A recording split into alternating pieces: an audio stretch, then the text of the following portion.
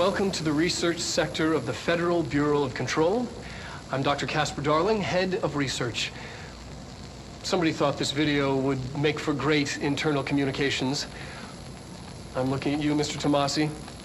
So, this is where the magic happens. Anyway, I've been here for 24 years now. I've always been here.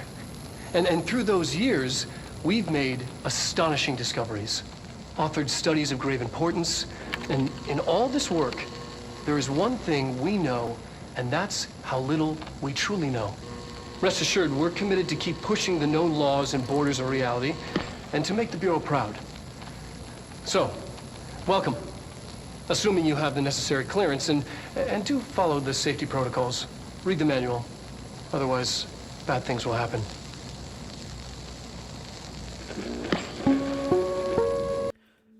Every once in a while, a game comes along that changes how you look at games. For me, that was Control. It looks like a supernatural action game at first, but the deeper you go, the more it rewards your curiosity. What makes Control so special are those specific sections that make you stop and question what just happened. It isn't just action, it's how the game gets in your head. In my playthrough, I felt compelled to read every document I found, because each one added another strange, intriguing layer to the world.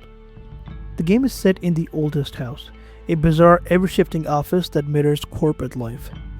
Today, I'm looking at what makes Control such a unique game, what it does to people who play it, and why we're still talking about it years later. And especially with Control Resident right around the corner, this would be a great opportunity to learn how great Control actually was.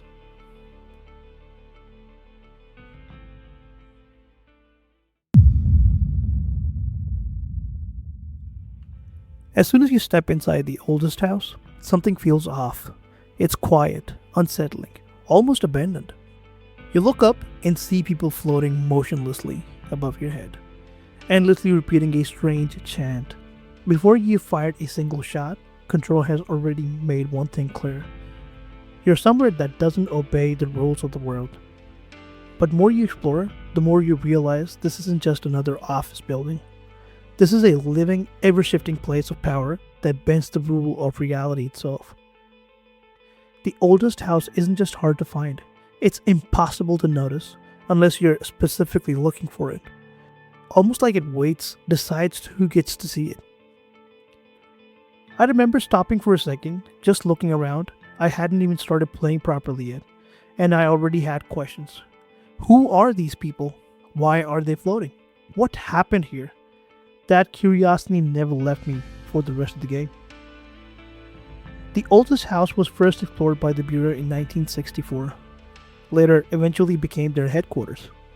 But despite decades of research, they never fully understood it. In many ways, they weren't controlling the house was letting them stay. And that's what makes it so fascinating. It's not just the setting, it's one of the game's greatest mysteries, and one of its most important characters. But as mysterious as the oldest house is, it's only half the story. To really understand what happens, we need to talk about the person who walks through those doors. We play as Jessie Faden. She walks into the FBC looking for answers. Years ago, Jessie and her brother Dylan were caught in an altered world event. They found a light projector that opened doorways to other dimensions, and that changed everything. Dylan was taken by the Bureau, but Jessie escaped with the presence called Polaris. She's been searching for her brother for years, with the guilt in her heart about leaving it, and Polaris eventually led her to Federal Bureau of Control, or FBC to be short, and that's where we take control. Jessie has a really simple plan in her mind. She'll walk into the FBC, ask a few questions, take her brother, and leave. But what she encounters is something else. She sees that the FBC has been corrupted by an entity called the Hiss.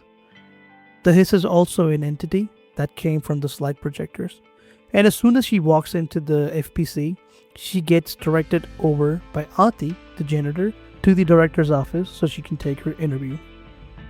As soon as she walks in there, she sees that the director is already dead. Matter of fact, she actually hears the shot being fired from director. He shoots himself. And as soon as Jessie enters, it's like she knows what to do. Polaris actually tells her to pick up the gun. What she holds in her hand is not just a gun. It's actually a service weapon, provided by another supernatural entity called the Board. Let's talk a little bit about the FBC, the Federal Bureau of Control. A place like the oldest house couldn't exist without someone trying to understand it. That's where the FBC, Federal Bureau of Control, comes in. On paper, the Bureau is a secret government agency studying altered items and paranormal activities. Their mission sounds simple, but every discovery raises more questions. And that's the part what makes Control so compelling.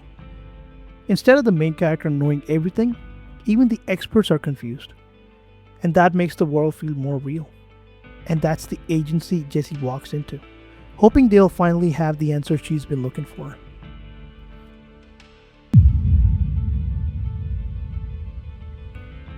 In order to understand why Jessie is searching for Dylan, we have to go back to the ordinary AWE.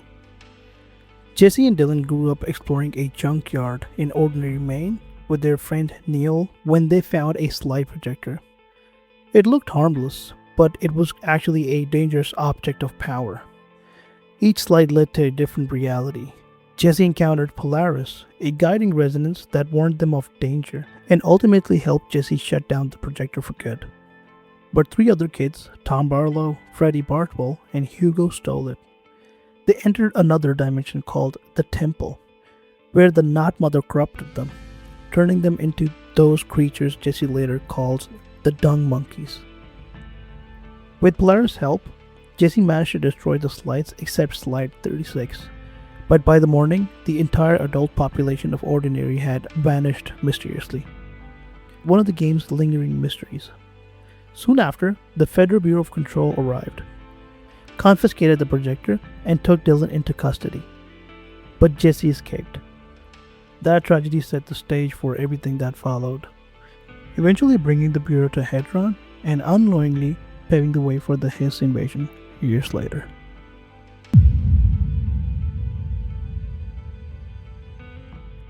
In order to understand what the Board actually is, we first need to understand the oldest house. At first glance, it's a depressing office building. But in reality, it's a hub connecting multiple locations, dimensions, and thresholds. It houses places like the Foundation, where the nail anchors the astral plane to our reality, the Black Rock Quarry, where the Bureau harvests black rock to contain paranatural objects, and then the Ocean View Motel, a mysterious crossroads that serves as a gateway to other realities. And finally, there's the astral plane itself, the home of the Board. Jessie's first encounter with the Board happens the moment she picks up the service weapon. Rather than simply handing her the title of director, the Board tests her. The service weapon is essentially the interview. Jessie raises the service weapon to her head and pulls the trigger. It's unforgiving. Survive and you become the next director of the Federal Bureau of Control. And if you fail, I think it's safe to say that you get fired. Surviving the interview doesn't make the Board any less mysterious. The communication come in clipped, almost broken phrases. Accept, reject, destroy, remove, grow, ascend. It's hard to tell if they're guiding, warning, or simply describing outcomes. That's what makes them fascinating, because you never know who's in control. The Board consists of multiple people. It's like a board of aliens. We also meet another entity called the Former. The Former was also a member of the Board once, but later was exiled. We don't really know why he was exiled, but Jessie does speak to the Former as well. We will talk more about the Former later on. The name Hiss was coined by Jessie Faden. It's a hostile, resonant-based entity, spreading like corrupting signals. It's not a creature. It originated from another dimension, entering our world through this light projector. It spreads via resonance, infecting people, objects of power, altered items, even the oldest house himself. Infected people become echoing puppets floating in air, muttering the hiss incantation, or are transformed into aggressive combat forms. Protection comes through the Hedron resonance amplifiers, or HRAs for short. The hiss's ultimate goal is unknown, but it appears to seek expansion and corruption. It works as the main antagonist because it's faceless and alien, turning the surreal setting of Oldest House into something even more dangerous. Dr. Casper Darling stands as one of the most important figures in Control.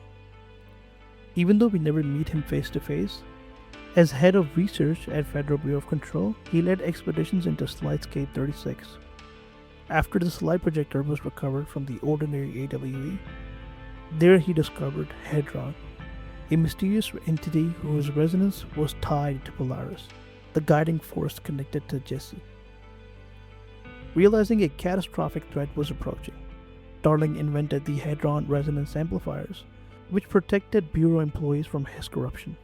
When the Hiss invaded, he sealed himself in the Hedron chamber, determined to protect his work. After that, he vanished.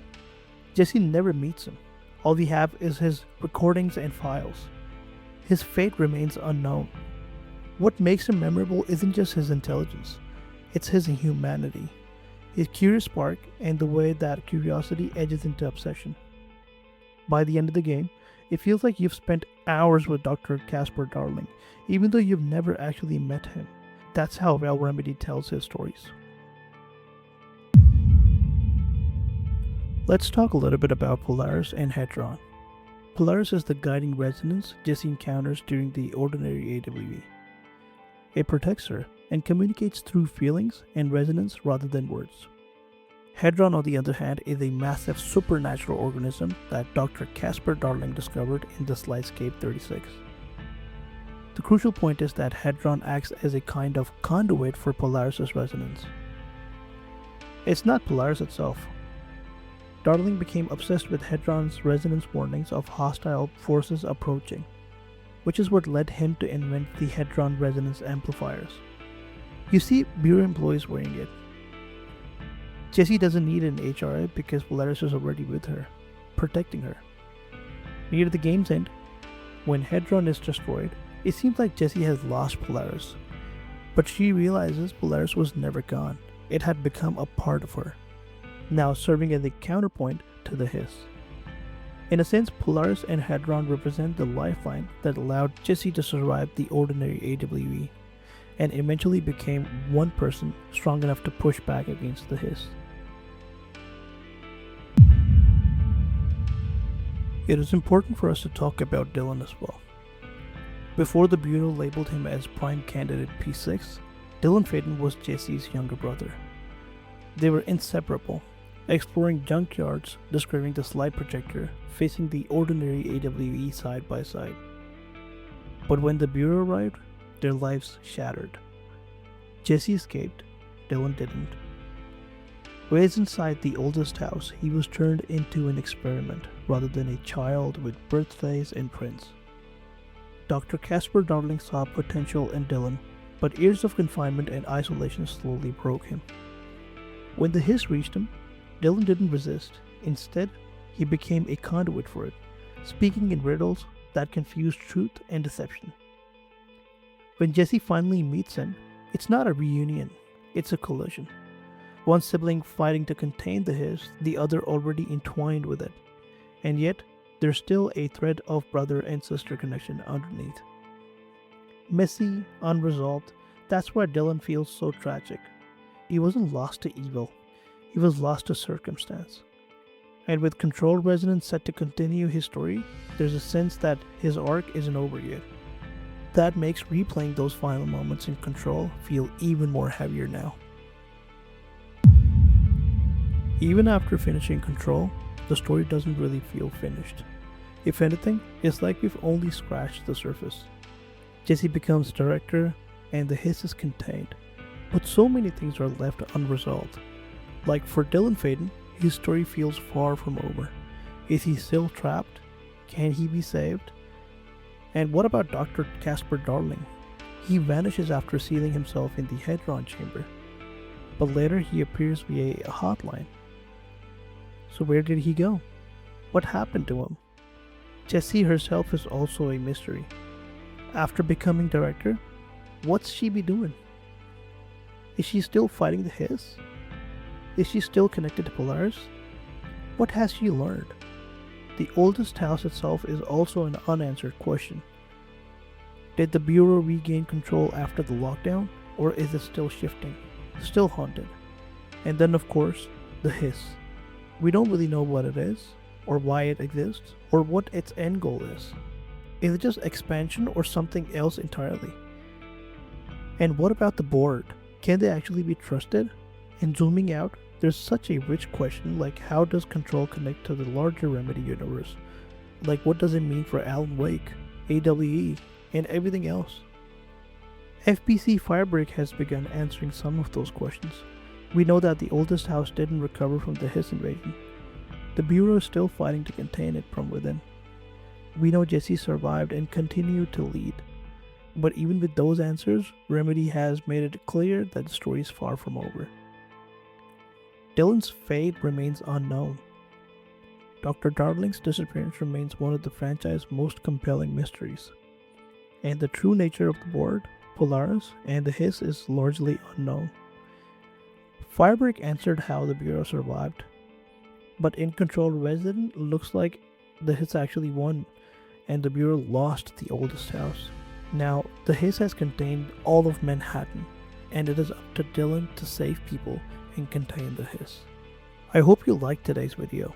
I wanted to make this video before Control Resident, so you know what happened in Control and what will happen in Control Resident. The devs are saying that you don't need to play the first game to understand Control Resident, but we all know, with such a complex lore, I'm sure it is going to be important for people to know what happened in Control.